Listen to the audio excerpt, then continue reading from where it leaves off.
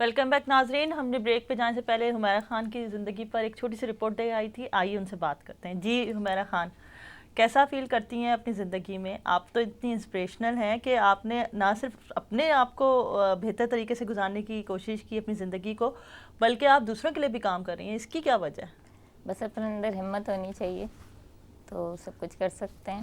اور میں اپنے آپ کو ڈسیبل نہیں سمجھتی. سب سے پہلی بات تو یہ ہے کہ اگر میں اپنے آپ کو ڈسیبل سمجھوں گی اور میں یہ سوچ کے بیٹھ جاؤں گی تو پھر تو میں کچھ بھی نہیں کر سکتی.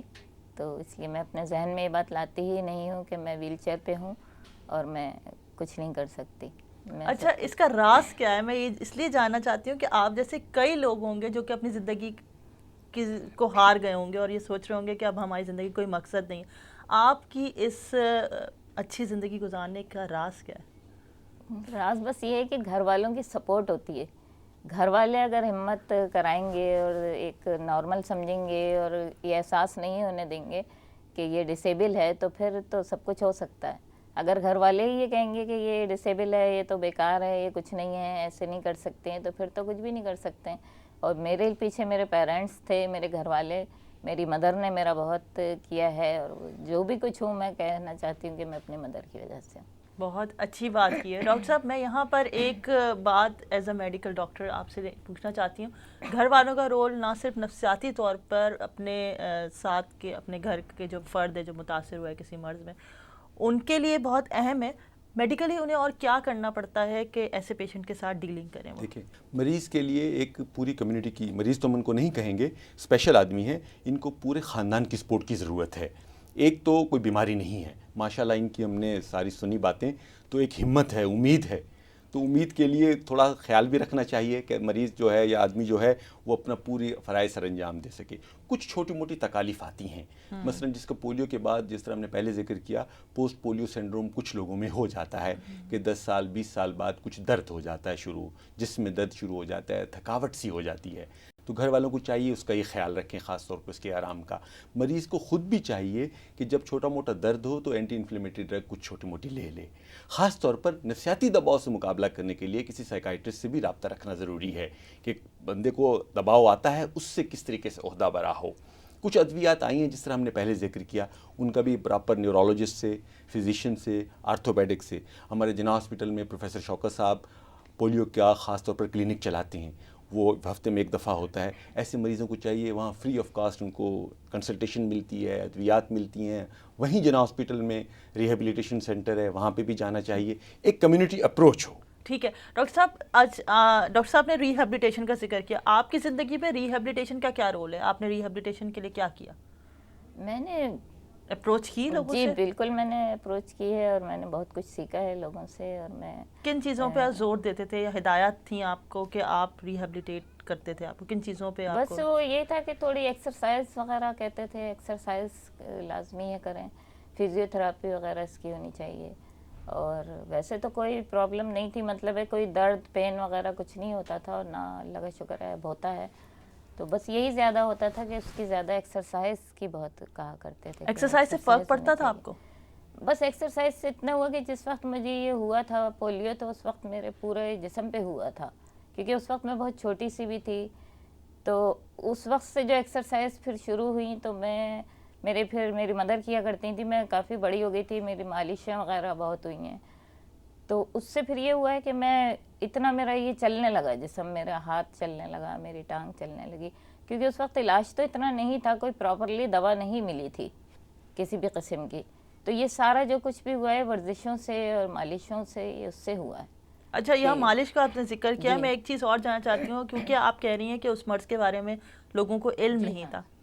کیا انہوں نے کوئی اور بھی علاج کیے جس کو آپ کہتے ہیں الٹرنیٹیو علاج ہوں؟ کوئی دعا تو ظاہر اثر کرے گی, لیکن اور کوئی علاج تھے جو کہ آپ نے کیے اس کے علاوہ؟ علاج تو بہت کیا, اس میں ہومیوپیتھک کا بھی کیا, اور یہ حکمت کا بھی کیا, اور یہ پیری فقیری تک کے کیے ہیں. اس میں بھی یعنی پڑھ کے تیل دیا کرتے تھے, اور اس کی مالشیں کرتے تھے. کوئی کسی کا کہتے تھے اس چیز کا تیل کرو, کوئی کیسا, تو وہ سارے تیل بنایا کرتے تھے. میرے گھر میں میرے والد صاحب خود بناتے تھے تیل, تو پھر اس کے بعد میری اس سے مالش کی جاتی تھی. کچھ فرق پڑا آپ کو؟ بس یہی فرق پڑا ہے کہ میں اتنا, میرا یہ کام کرنے لگے, ہاتھ پیر اتنی ایک کام کر رہی ہے, ایک ٹانگ ایک ہاتھ میرا صحیح ہے. تو بس یہ یہی فرق بہتری پڑا آئی ہے. آپ جی کی. ہاں. اچھا ڈاکٹر صاحب میں یہ ذکر اس لیے نہیں کر رہی کہ میں خدا نہ خواستہ یہ نہیں کر رہی کہ آلٹرنیٹیو یا باقی چیزیں نہیں کام کرتی ہوں, پر اس کا اس مرض میں خاص طور پہ کیا رول ہے الٹرنیٹیو میڈیسنس کا؟ میرا خیال ہے کوئی زیادہ رول نہیں ہے ماں سوائے اس کے ایک آکوپیشنل تھیراپی ہے, اس سے آپ کو کچھ فائدہ ہو سکے, یا مالش سے پیشنٹ کو تھوڑا پلیسیبو ایفیکٹ ہوتا ہے کہ درد ہو سکتا ہے. ہمیں بحیثیت سوسائٹی اس چیز پر زور دینا چاہیے کہ یہ دیکھیں کتنا پروسیس ہوا, 10-20 سال سے 30 سال سے اگنی میں ہے پورا خاندان پوری.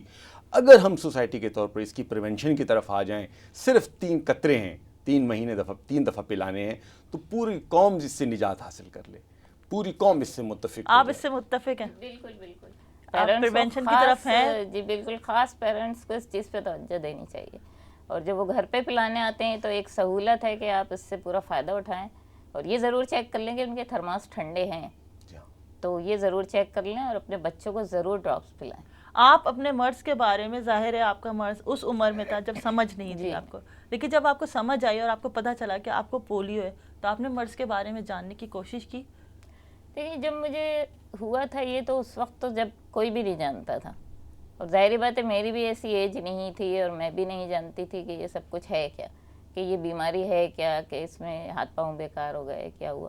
جیسے جیسے بڑی ہوتی گئی تو پھر وہ پتہ چلتا گیا اس کے بارے میں کہ یہ پولیو ہے, اس میں ایسے ہوتا ہے, ہاتھ پاؤں کام نہیں کرتے ہیں, تو پھر پتہ چلتا گیا. اس وقت تو پتہ ہی نہیں تھا کہ ہوا کیا ہے. ایک وقت ہوتا ہے, بچی تھیں آپ, بچے کو احساس ہوتا ہے کہ میں ایسی ہوں, دوسرا ایسا. کون سا وقت, کون سا ایسا مومنٹ تھا جس پہ آپ نے یہ سوچا نہیں میں بہتر ہوں انسان, اور میں زندگی کو بالکل نارمل طریقے سے گزارتی ہوں, میں ایک نارمل انسان ہوں؟ وہ وقت اور وہ وجہ کیا تھی؟ جب میں جاب میں آئی اس وقت مجھے تھوڑا سا یہ ہوا تھا فیل کہ میں کیسے جاؤں گی, اس کو کیسے مینیج کروں گی, کیا کروں گی. تو اس وقت میرے ذہن میں آیا تھا کہ میں تھوڑا سا مسئلہ ہے مجھے, میں چل نہیں سکتی, تو بڑا مسئلہ ہوگا. لیکن اس وقت میرے بھائی نے مجھے بہت سپورٹ کی, اور انہوں نے کہا کہ نہیں میں لے کے جاؤں گا, لاؤں گا آپ کو, تو آپ کو پریشان ہونے کی ضرورت نہیں ہے. سوسائٹی آپ کے ساتھ کیسا بیہیو کرتی ہے؟ سوسائٹی میں تو ظاہری بات ہے جب باہر نکلتے ہیں تو لوگ بڑے حیران ہو کے دیکھتے ہیں, اور بڑا انہیں عجیب سا لگتا ہے کہ یہ ویل چیئر پہ بیٹھی ہوئی ہے. آپ کہیں بھی کسی بھی تقریب میں چلے جائیں, یا پارک میں چلے جائیں, یا ایسے ہی باہر گاڑی سے ہی نکلیں ویل چیئر پہ بیٹھیں, تو بڑے حیران ہو کے دیکھتے ہیں, بڑے عجیب سا نا انہیں محسوس ہوتا ہے. ڈاکٹر صاحب یہ جو سوسائٹی کا رول ہے وہ عجیب ہے. آپ وہ انسپریشنل والی بات بتائیں کہ کوئی ایک مشہور شخصیات پولیو کا شکار رہی ہیں؟ بہت مشہور شخصیات رہی ہیں. امریکہ کے ایک پریزیڈنٹ تھے فرینکلن ڈی روزویلٹ. اچھا. امریکن اس صدی میں, پچھلی صدی میں ان کا بہت رول رہا ہے, 4 دفعہ وہ امریکہ کے پریزیڈنٹ بنے. وہ کہتے ہیں کہ میری کامیابی کا راز یہ میری جسمانی کمزوری پولیو تھی, اسی سے میں اسٹرینگتھ لیتا تھا. 39 سال کی عمر میں ان کو پولیو ہو گیا, اور اس پولیو کے ساتھ ویل چیئر پر وہ کام کرتے تھے, وائٹ ہاؤس پر جاتے تھے. انہوں نے ایک انڈاؤمنٹ فنڈ قائم کیا. انہوں نے کہا جی کہ اس کا علاج ہونا چاہیے. 1960 میں اس کا جو پہلے 55 میں اس کا ویکسین نکلی, پھر 1960 میں جو اونلیو کے پولیو ڈراپس نکلے, مارچ آف دا ڈمز اس کو بولتے ہیں. اسی کی ایفرٹس کی وجہ سے آج انسانیت کو یہ فائدہ ہوا ہے کہ اس نے کہا کہ جی یہ میری راہ میں رکاوٹ نہیں ہوگا, کوئی مجھے یہ نہ پولیو کہے. ان کی راہ میں رکاوٹ نہیں ہے, اور آپ بھی ماشاءاللہ سے ویسی انسپریشنل پرسنالٹی ہیں. آپ اپنے لیے نہیں, اپنے ساتھ ان لوگوں کے لیے بھی کام کر رہی ہیں جو کہ اسپیشل لوگ ہیں. آپ ان کے لیے کیا کر پا رہی ہیں اور کیا کرتی ہیں؟ ہماری جو این جی او ہے وہ اس میں ایسے لوگوں کے لیے بہت کام کرتی ہے, جیسے کہ کوئی اس میں اپنی فیلڈ میں کچھ کرنا چاہتا ہے, تو یا اس کو کسی چیز کی ضرورت ہے, ویل چیئر کی ضرورت ہے, یا واکر یا بیسیکی, تو پھر ان کی اس میں مدد کرتے ہیں. یا کوئی اگر کوئی کام کرنا چاہتا ہے تو اس کو اس کے حساب سے پھر کام چھوٹا موٹا اس کا بزنس کروا کے دیتے ہیں. جیسے وہ کوئی اگر موٹر سائیکل رکشہ چلا سکتا ہے تو اس کو وہ ارینج کر کے دیتے ہیں, یا وہ اگر کوئی ٹھیلا لگانا چاہتا ہے, اس پہ کوئی کام کرنا چاہتا ہے, چھوٹا سا کیبن کر سکتا ہے تو وہ اس کو کرتے ہیں. یا وہ کوئی ہینڈی کرافٹ میں کوئی چیز بنانا جانتا ہے تو اس میں اس کی پھر ہیلپ کرتے ہیں, تاکہ وہ خود اپنا ایک روزگار حاصل کر سکے اور خود کما سکے. حمیرہ خان صاحب, آپ سے یہ باتیں سن کر مجھے اتنا اچھا لگ رہا ہے کہ نہ صرف آپ بلکہ باقی لوگوں کے لیے بھی آپ کام کریں. ڈاکٹر صاحب آپ کا ہمارے پروگرام میں آنے کا بہت شکریہ. حمیرہ خان صاحب آپ کا بہت شکریہ. ناظرین, بیماری کسی بھی نوعیت کی ہو, امپورٹنٹ بات یہ ہے کہ ہم اس سے کس طرح سے لڑتے ہیں اور اس سے کس طرح سے مقابلہ کرتے ہیں. ایک چیز جو میں یہاں پر ہمیشہ کہنا چاہتی ہوں, اور وہ میری کوشش ہوتی ہے کہ میں لوگوں تک یہ پیغام پہنچاؤں کہ مرض کسی کے ساتھ بھی کسی وقت بھی لاحق ہو سکتا ہے.